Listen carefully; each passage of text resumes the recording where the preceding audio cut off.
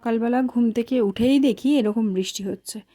তা দেখো, তা কোনো কাজ তো আর বন্ধ থাকবে না বৃষ্টি হচ্ছে বলে, সংসারের সব কাজ করতেই হবে। আর এদিকে জানলাগুলো সব খুলে দিলাম। তোমাদের দাদাভাই তো বেরিয়ে গেছে, মানে আমার কর্তামশাইও তো বেরিয়ে গেছে, আর মেয়ে ঘুম থেকে উঠে পড়েছে আর বিছানাটা পড়ে আছে, বিছানাটা পরে তুলবো। আর এদিকে দেখো, তোমাদেরকে দেখাচ্ছি যে বৃষ্টি কেমন হচ্ছে। তখন সামান্য একটুখানি থেমেছিল, কিন্তু বললাম না কাজ তো আর বন্ধ নেই। তারপরে সমস্ত ফার্নিচার মুছে এখন ঘরটা ঝাড় দিয়ে নিচ্ছি, কেননা মেয়ের আবার পড়া আছে, মেয়ে পড়তে যাবে, যার জন্য আর বাসি ঘরে পড়তে যাবে এটা তো আমার মোটেও ভালো লাগে না। কিন্তু আজকে না তোমাদের দাদাভাই বাসি ঘরেই বেরিয়ে গেছে, মানে বাসি ঘরে কেমন, আমি ওই ঝাঁটা দিয়ে একটুখানি বুলিয়ে দিয়েছিলাম, মানে এরকম ডিপ করে, মানে ঘরটা ঝাড় দিইনি। তা ও বেরিয়ে যাওয়ার পরে তারপরে আমি এরকম এত সুন্দর করে ঘরটা ঝাড় দিচ্ছি। আমার আবার কি বলো তো, সুন্দর করে ঝাড় দিলে বা না মুছলে আমার একদম ভালো লাগে না। আমি তো পুরোটা নিজের হাতেই করি। তারপরে ঘরটার মুছে টুছে তারপরে সোজা চলে আসলাম এখন ঘর মুছতে।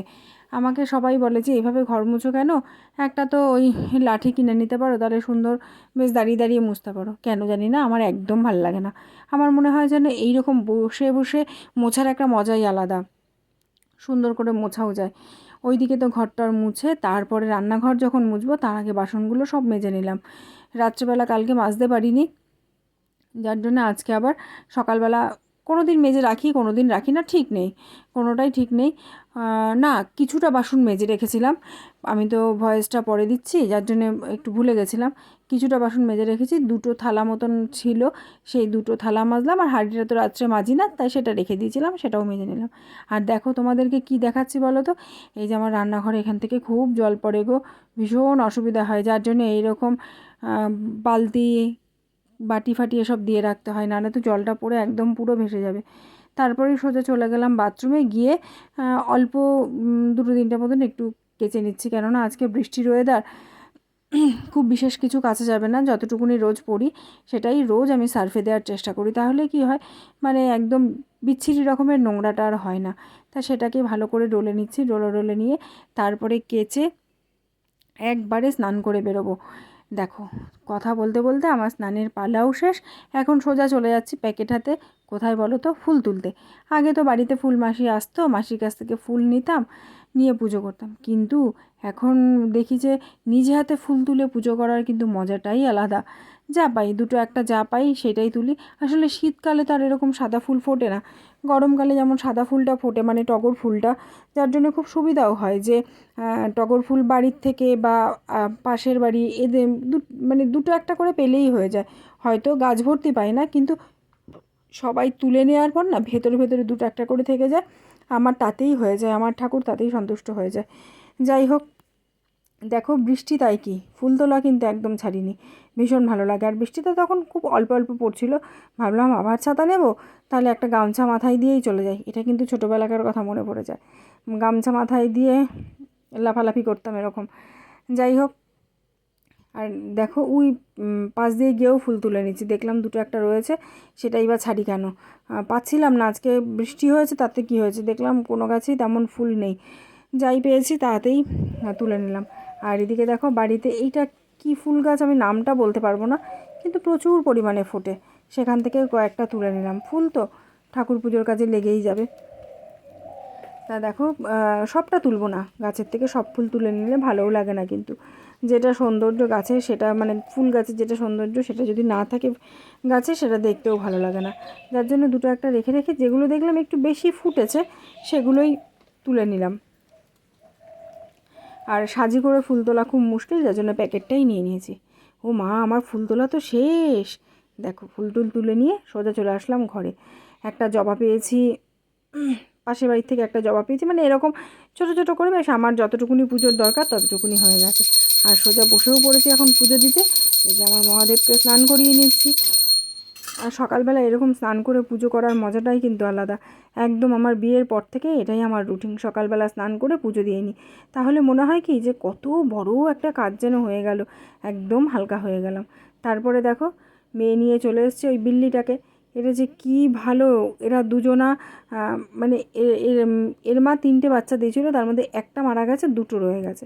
তা দুটোকে এখন আমরা এরকম ছোট থেকে পুষে এরকম বড় করেছি। আর দেখতে পাচ্ছ তো কী হচ্ছে বলো তো, এখন এই যেই আমি বসবো তখন আমার সাথে এরকম আমাকে আদর করবে। তোর ব্যাগে তোমরা কি এরকম বিড়াল দেখেছো? দেখো এখন কোলে উঠে আদর। কী হয়েছে?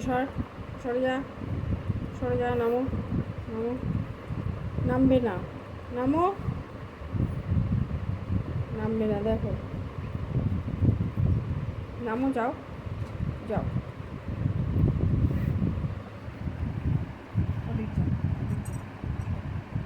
কিছু নাই, সরবে না, দাদা টানিস না, দাদা দাদা, সর, সরবে না।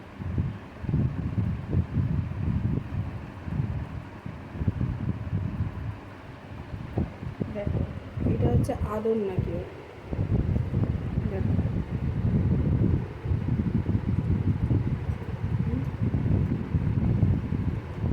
সারা রাত্রি ছাড়া থাকে, সকালবেলা হলে এরকম আসে আর এরকম আদর শুরু করে।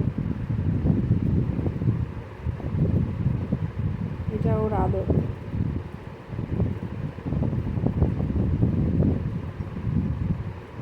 হয়েছে? পরিচয় কর, সবাইকে মর্নিং বলে দাও। Good morning, I am Tuntu. Good morning, I am Tuntu. তুমি একটু বলে দাও মর্নিং বাবা।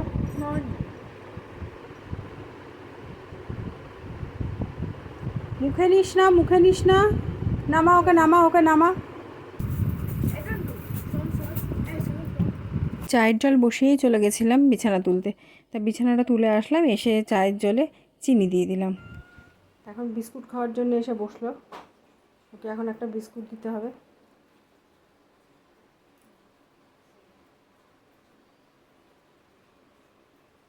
চোখ দুটো জ্বলছে, দেখো মনে হচ্ছে টুনি লাইট জ্বলছে। বাবা, লাইট জ্বলছে। এইটা হচ্ছে বিস্কুটের কৌটো, দেখো পাগল হয়ে যাচ্ছে, দেখো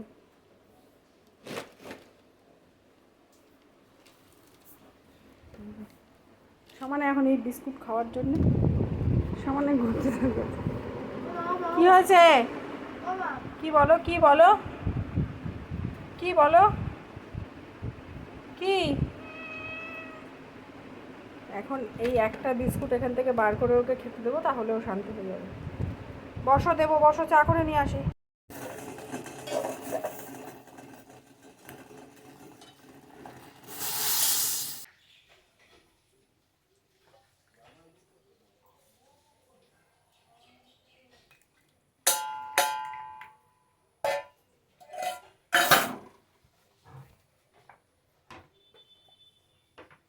তো ও তো বাড়িতে নেই, যার জন্যে আমার আর মেয়ের জন্য 2 কাপ চা করে নিলাম। আর আমরা তো ডিকার চাই খাই, তোমরা সবাই জানো। এর মধ্যে কিন্তু মিষ্টির পরিমাণটাও ভীষণ কম। আমরা মিষ্টি দিয়ে চা খুব একটা খাই না, খুব একটা কেন খাই না, একদম সামান্য একটুখানি দিয়েছি, না দিলে নয়। তাই মেয়ে একটু বলে দিতে, আর ও পাতা হয়ে গেছে। আর এখন এই যে বিস্কুট খাওয়ার জন্য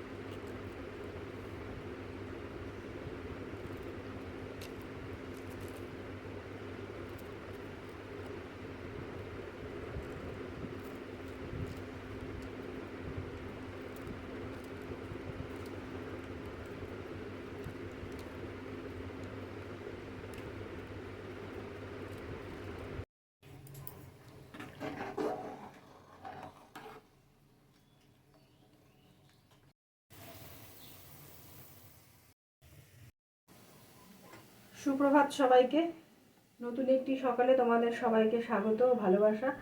আর আজকে একদম পুরো বৃষ্টি ভেজা একটা সকাল, অনেক দিন বাদে ভিডিও শেয়ার করছি।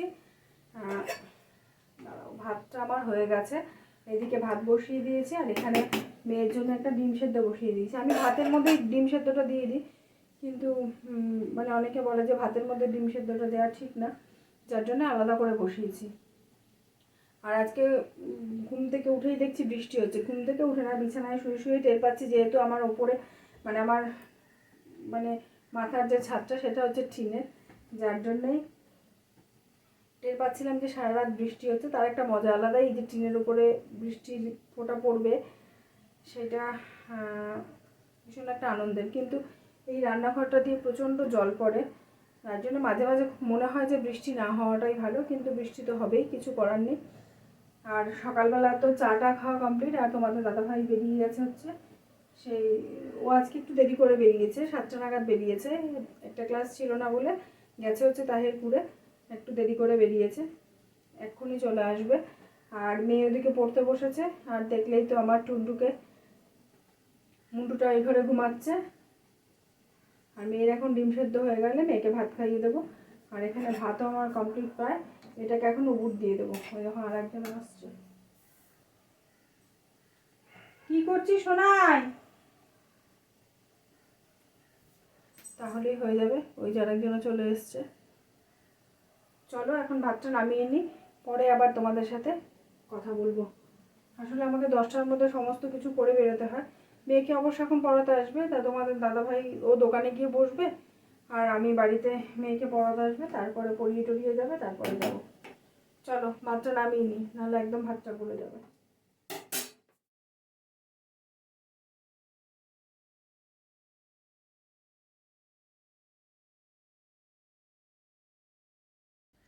আয়,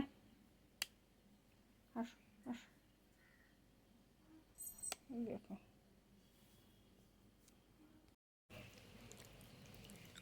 মেয়ের জন্য ভাত নিয়ে এসেছি, এখানে ঘি দিয়ে ভাত মেখেছি আর ডিম সেদ্ধর সাথে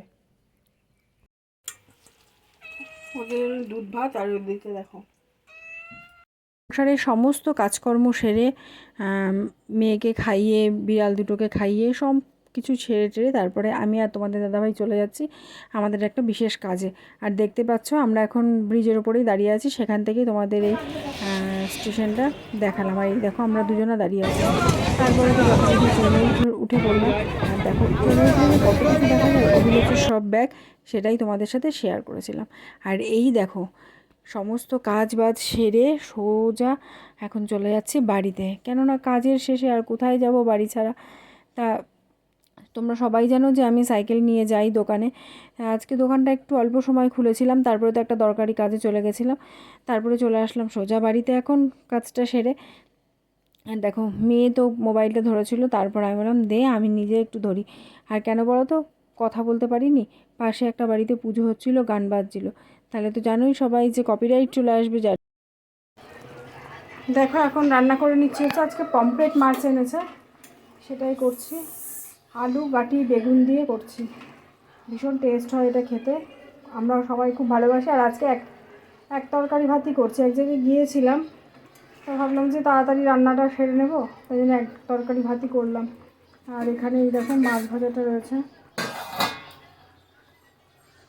এই দেখো মাছও ভেজে রেখে দিয়েছি, এখন এই ঝোলের মধ্যে মাছটা দিয়ে দিই।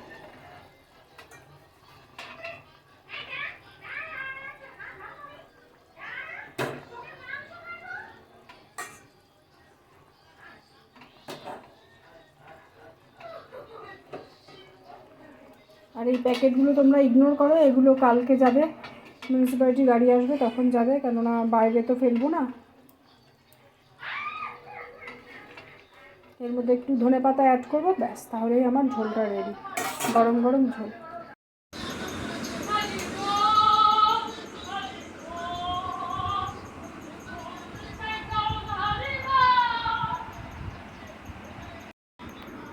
একদম গরম গরম পমফ্রেটের ঝোল, গাঁটি আলু বেগুন দিয়ে। আর এখানে আছে হচ্ছে ভাত, এই যে ভাত। চলো ভাত বেড়ে নিই।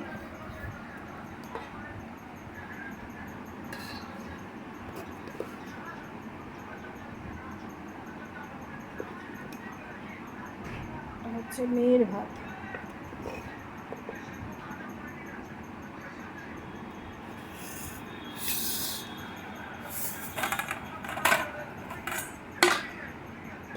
তো আমার থালা ভাত নে নে নে